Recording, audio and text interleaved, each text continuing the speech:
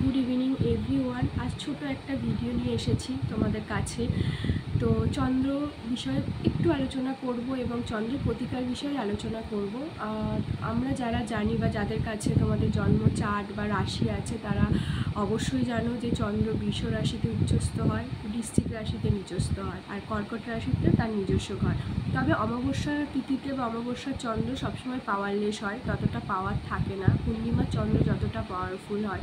রাহুর সাথে যদি চন্দ্র কোনো রাশিতে বসে থাকে, কোনো ঘরে বসে থাকে, তো চন্দ্র সেইভাবে ভালোভাবে কাজ করতে পারে না। বিভিন্নভাবে রাহুর জন্য বিভিন্নভাবে তার বদনাম চলে আসে। তো মনোকারক এবং মাতৃকারক গ্রহ হচ্ছে চন্দ্র। তা চন্দ্র যদি কারোর জন্ম ছকে ভালোভাবে না থাকে, খারাপভাবে থাকে, নিচস্থ থাকে, শত্রু গ্রহের সাথে থাকে, শত্রুর অ্যাসপেক্টে থাকে, অশুভ অ্যাসপেক্টে থাকে, তো বিভিন্ন ধরনের mental disbalance, you can say mental depression, mental unhappiness, কোনো কিছু বিষয়ে চিন্তা করা অনবরত বা ক্রনিক ডিজিজ এগুলো দিয়ে থাকে। তো মেন্টাল পিস তো তাদের দেবেই না।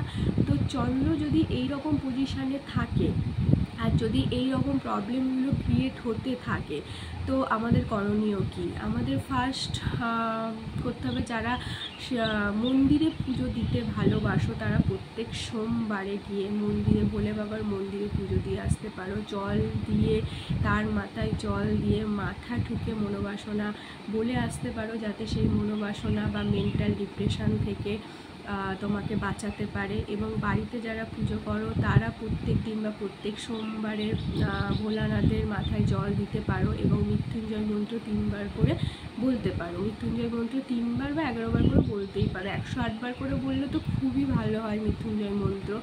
তাছাড়াও আছে, তোমরা এগুলো করার সাথে সাথেও যদি কেউ চায় রূপোর গ্লাসে করে তোমরা জল খেতে পারো। প্রত্যেক সোমবার না, প্রতিদিন কন্টিনিউ তোমাদের সেটা করতে হবে যদি কেউ রূপোর গ্লাসে জল খাও। আর স্টোনে যদি তোমরা প্রতিকারে আসো, দানও আছে, চন্দ্রের দানও আছে। যদি স্টোনে আসো তাহলে মুক্ত নিতে হবে, মুন স্টোন নিতে হবে। তো এগুলো তোমাদের নিতে হবে রেমেডি হিসাবে। তো আজকে ছোট্ট একটা ভিডিও দিলাম তোমাদের চন্দ্রের প্রতিকার হিসাবে। তো যদি ভালো লাগে লাইক করো, শেয়ার করো, সাবস্ক্রাইব করে দিও। নমস্কার।